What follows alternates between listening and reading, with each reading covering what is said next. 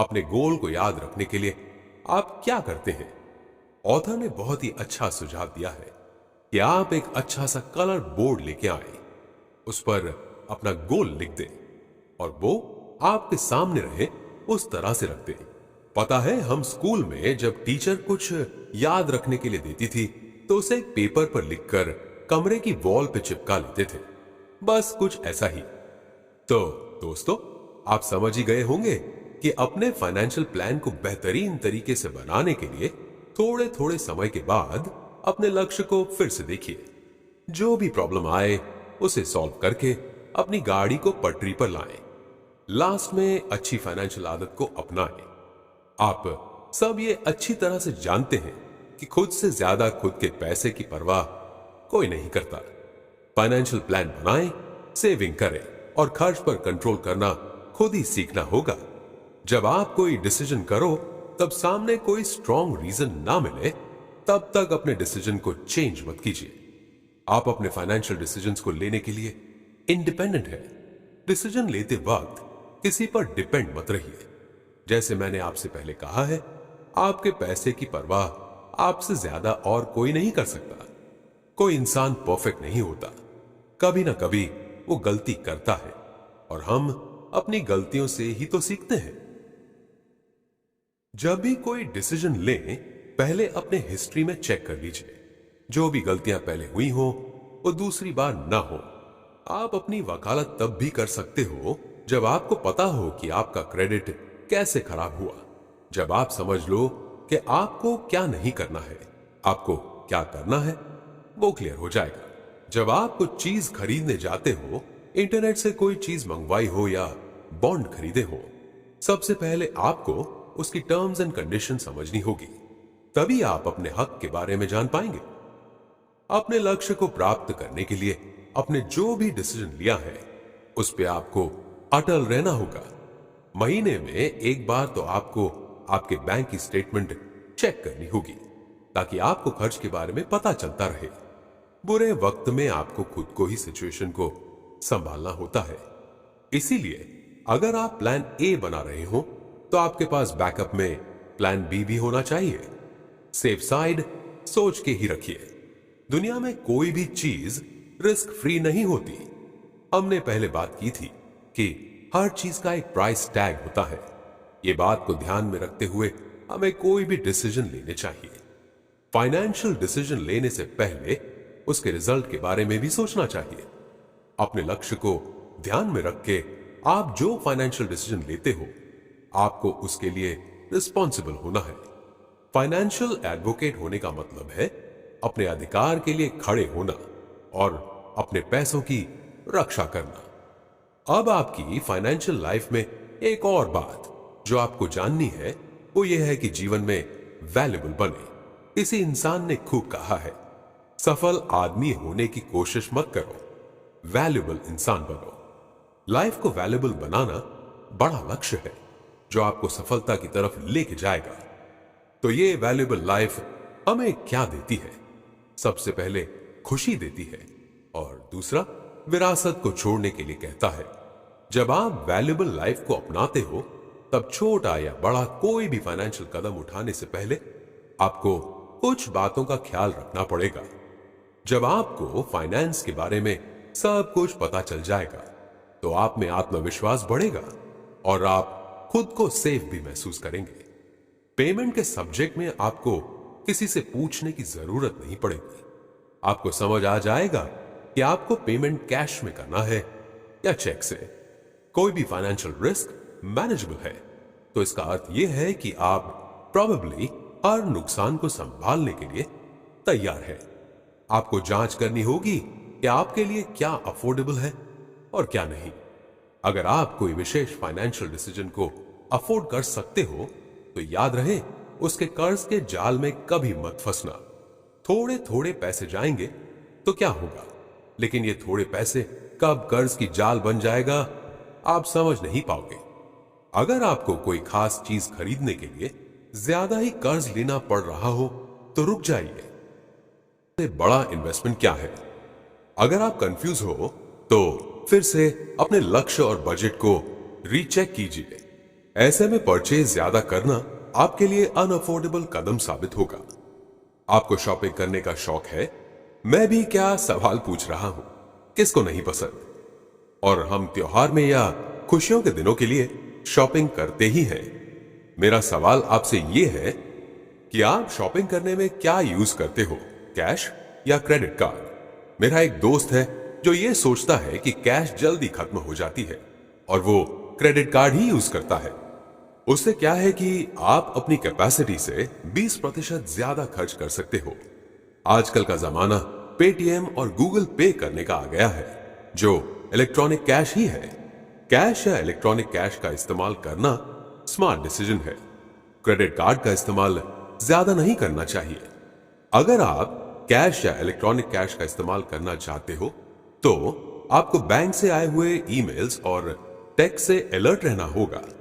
Credit card का इस्तेमाल emergency की सिचुएशन में ही करें। और हां, अपनी ओल्ड क्रेडिट अकाउंट को क्लोज मत कीजिए। ऐसा करके अपने क्रेडिट स्कोर को क्यों खत्म करना है।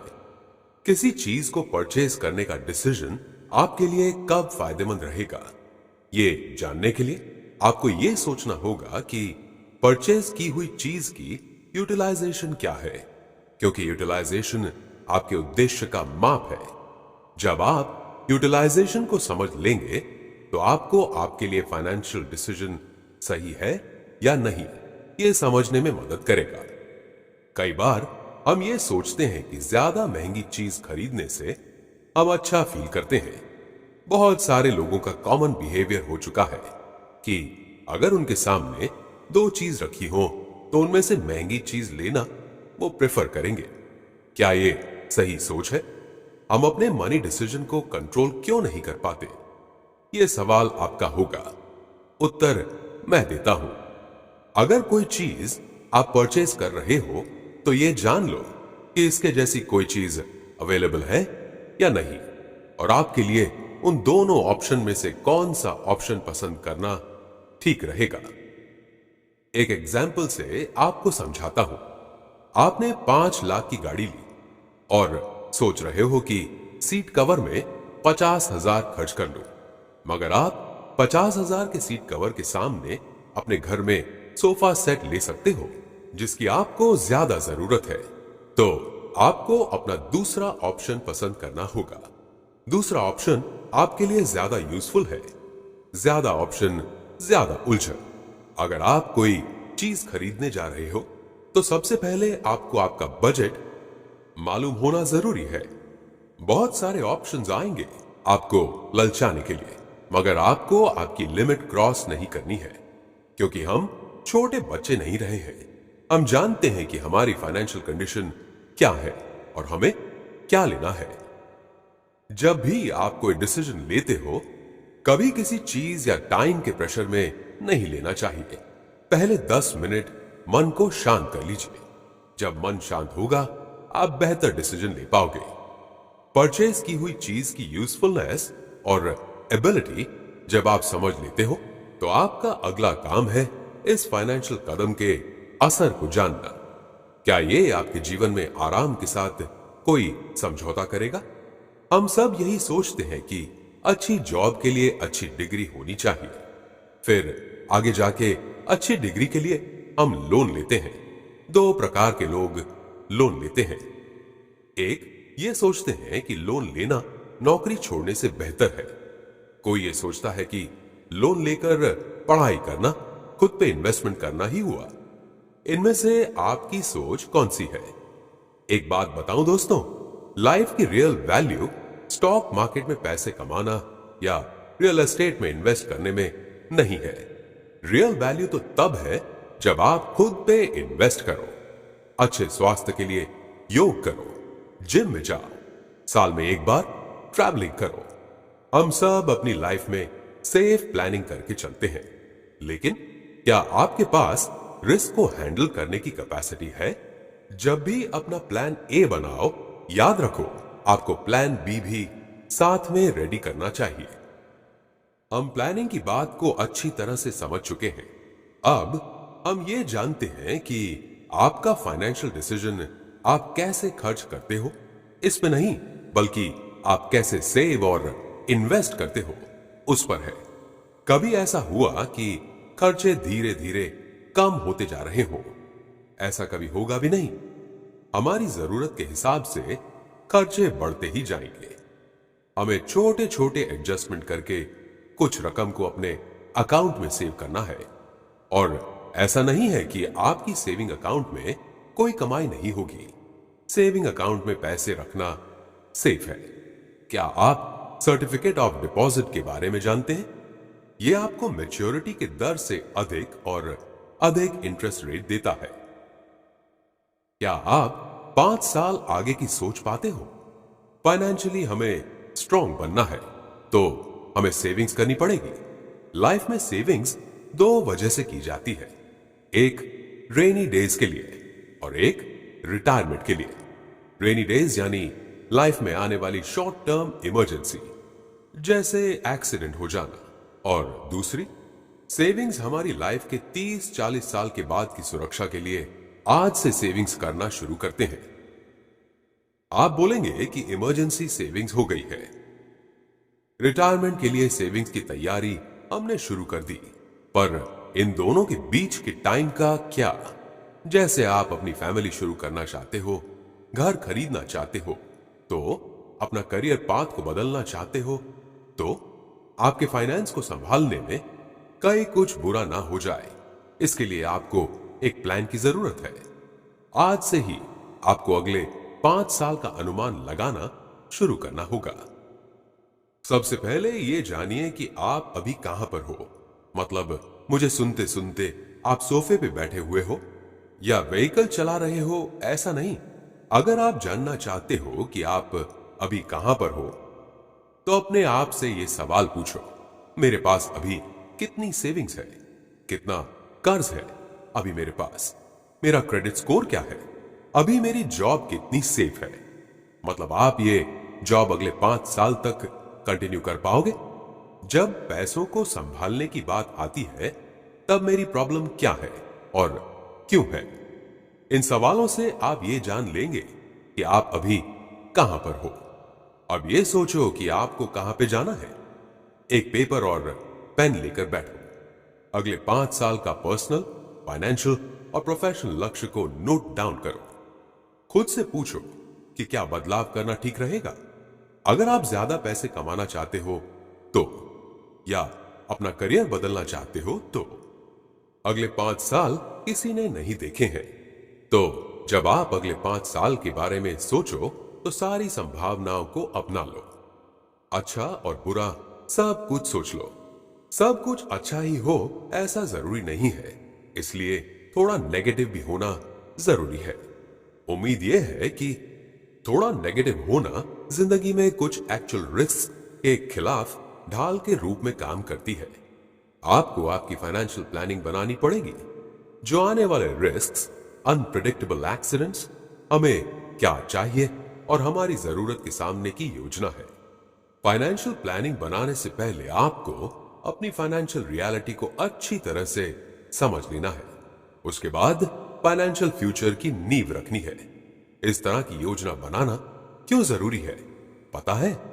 जॉब छूटने से लेकर मंदी तक की सारी संभावनाएं जोखिमों से निपटने के लिए तैयार की जाती हैं। आप ये सोचिए कि कैसे कर्ज चुकाएंगे, कैसे बचत करेंगे। आपकी प्रोग्रेस पर आपको खुद ही नजर रखनी पड़ेगी। फाइनेंस प्रॉब्लम को दूर करने में मास्टर बने।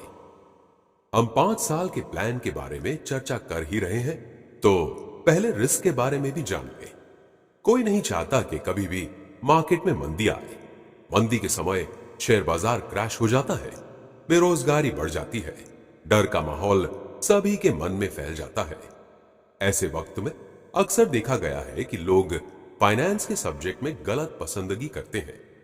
फाइनेंशियल प्लान्स और इन्वेस्टमेंट को लेकर जो लोगों ने 5 साल में पाया हुआ है, वो विश्वास ही खो देते हैं। ऑथर ने बहुत ही बढ़िया कहा है कि हमारी अर्थव्यवस्था मंदी के साथ नहीं है। मंदी देश भर में फैली हुई इकोनॉमिक गतिविधियों में एक इंपॉर्टेंट फॉल के रूप में देखी जाती है, जो कुछ महीनों से अधिक समय तक चलती है। अपने इन्वेस्टमेंट के साथ अधिक जोखिम ना लें, खासकर जो अर्जेंट लक्ष्य को कवर करने के लिए हो। जब फाइनेंशियल कंडीशन ही स्थिर ना हो तो सबसे अच्छी रणनीति है शांत रहिए और फोकस्ड रहिए। फोकस्ड इसलिए रहना है क्योंकि अगर इकोनॉमी आराम करने का यानी मंदी समय चल रहा हो, फिर भी हमें अपने लक्ष्य को भूल नहीं जाना है। जब बुरे समय में आपकी जॉब चली जाए तो हो सकता है कि आपको आगे का कोई रास्ता ना दिखे। याद रखें, ऐसे समय कोई भी निर्णय भावनाओं में आके मत लीजिए। मैंने आपको पहले भी बताया है कि आपके इमोशन फाइनेंशियल डिसीजन लेने के रास्ते में हर्डल बनते हैं। आपकी जॉब चली जाए तो दूसरी मिलने में हो सकता है टाइम लगे। नॉर्मली देखा गया है कि जॉब को तलाशने में 6 से 7 महीने का समय लगता है, तो बेहतर यही है कि आप पहले से ही 6 से 7 महीने की सेविंग्स कर लो। अगर आप अपनी जॉब के दौरान ये सेविंग्स करेंगे तो आपको सिर्फ जॉब छूटने का डर रहेगा, पैसा कहां से लाएंगे ये डर नहीं रहेगा। हाँ, पर आपको 6 से 7 महीने के दौरान नई जॉब ढूंढ लेनी पड़ेगी। मुझे जो भी सुन रहा है, क्या आप अभी जॉब कर रहे हो या जॉब ढूंढ रहे हो? आपको एक प्रोसेस से पास होना ही पड़ता है और वो है इंटरव्यू। जॉब के लिए इंटरव्यू को कैसे क्रैक करते हैं वो मैं नहीं बताने वाला, पर हां, जब आप किसी नई जगह जॉब के लिए जाते हो तो आपको आपके हक के बारे में जानना जरूरी है। बस वो ही मैं बताने वाला हूं। लाइफ में आप जो भी लक्ष्य बनाएंगे उसकी कीमत होगी। उसके लिए आपको या तो जॉब करनी पड़ेगी या बिजनेस। सही कहा ना मैंने? हम सब्जी मंडी की दुकान में जाके मोल भाव करते हैं, लेकिन जॉब के इंटरव्यू में अगर सिलेक्ट हो जाए तो बस डन। नहीं, ऐसा नहीं चलेगा। आपका हक है कि आप सैलरी में मोल भाव कर सके। हाँ, सही सुना आपने। और एक मिनट, ऐसे कितने लोग हैं जो जॉब कर रहे हैं? क्या आप अपना वेकेशन टाइम लेते हो? नहीं? तो ऐसा मत कीजिए। खुद पे इन्वेस्ट करना भी बहुत जरूरी है। अगर आप कॉन्ट्रैक्ट बेस्ड जॉब कर रहे हो तो आपका क्या हक है यह समझने के लिए पूरा पेपर वर्क ध्यान से पढ़िए। किसी महान व्यक्ति ने कहा है कि हर दिन एक काम ऐसा करो जो आपको डराता हो। जब तक आप अपने सेफ जोन से बाहर नहीं निकलेंगे तब तक आपको अपनी असली एबिलिटी पता नहीं चलेगी। जब तक आप अपनी लाइफ में नए विचार और रणनीतियों को नहीं खोजेंगे तब तक आप कौन हैं और आप क्या कर सकते हैं ये जान नहीं पाओगे। सही बताऊं दोस्तों, लाइफ की मजा इसी में है कि आप कुछ ना कुछ नया करते रहें। सुबह उठो, नाश्ता करो, जॉब पे जाओ, आओ, डिनर करो और सो जाओ। ये कोई जिंदगी है? अगर आप अपने करियर में कुछ नया काम नहीं करेंगे, अपने काम को बेहतर बनाने के बारे में नहीं सोचेंगे, तो आप जहां हो वहीं रह जाओगे। आगे बढ़ना है तो आपको अपना कंफर्ट जोन छोड़ना ही होगा। अब फाइनेंशियल लाइफ के बारे में बताऊं तो कुछ नया करना, जैसे कोई नया शेयर खरीदना, स्मॉल बिजनेस में इन्वेस्ट करना, अपना बिजनेस शुरू करना। कुछ नया करने में प्रॉब्लम्स भी आ सकती हैं। आपने अपनी लाइफ में जो भी एथिक्स तय किए हो उसे समय और सिचुएशन के साथ तोड़ना जरूरी है। ये तभी तोड़ा जा सकता है जब आप जोखिम उठाएं। आपके मन में यह सवाल होगा कि फाइनेंशियल जोखिम के डर से कैसे छुटकारा पाया जाए। समाज हमें इनकरेज करता है कि हम सेफ डिसीजन ही लें और नियम को पकड़े रखें। हमें इस बात को समझ लेना जरूरी है कि कोई भी चीज रिस्क फ्री नहीं होती। अपने सभी डिसीजंस में जोखिम पर ध्यान दें, लेकिन जोखिमों से इतना भी ना डरें कि सामने आई हुई तक को जाने दें। एक बात तो क्लियर है कि लाइफ में और फाइनेंस में जोखिम तो आने ही वाला है, तो उसमें क्यों ना मास्टर बन जाए। जोखिम डिफरेंट वेज में हर कई है। इकोनॉमिक और साइकोलॉजिकल रूप से जोखिम कम करने के लिए तैयार रहें। जैसे पहले भी बात की है मैंने कि अपनी योजना में प्लान बी शामिल करो। आवश्यक हो तो उसके लिए तैयार रहो। वॉरेन बफेट ने कहा है कि लालची बनो जब दूसरे भयभीत हो। उनका कहने का मतलब यह है कि ऑपोजिट होने से डरो मत। बड़ी बड़ी सफल कंपनियों ने ऐसे वक्त में अपना धंधा शुरू किया जब मार्केट में ज्यादा स्ट्रेस या मंदी का माहौल चल रहा था। कई बार लोग आपको ये कहेंगे कि कुछ भी शुरू करने का ये गलत समय है, पर कुछ नया शुरू करने का यही सही समय होता है। मंदी का समय आपको डिसिप्लिन बनाता है। लिमिट्स को तोड़ने के लिए जरूरी है कि आप ज्यादा छलांग मारें, आगे की सोचें और फॉलो करें। मंदी के समय फंसे हुए इंसान और बिजनेस मालिकों ने इकोनॉमी में कम पैसे खर्च हों, इसलिए बार्टर सिस्टम को फिर से जीवित किया था। लिमिट्स को तोड़ना मतलब अपने कंफर्ट जोन से बाहर निकलकर अपने पर्सनल, फाइनेंस और प्रोफेशनल लाइफ में अवसर की एक बड़ी दुनिया के लिए खुद को खोलना। साथ ही हम आत्मविश्वास हासिल करते हैं। आप खुद में समस्या को सुलझाने के टैलेंट को बढ़ते हुए देख पाते हैं। क्या कभी आपको यह सवाल आया कि मेरे पास पैसे हैं लेकिन मुझे निवेश करने के लिए कुछ और पैसे चाहिए? तो आपके लिए निवेश का बेहतरीन ऑप्शन मौजूद है। आज का नया ट्रेंड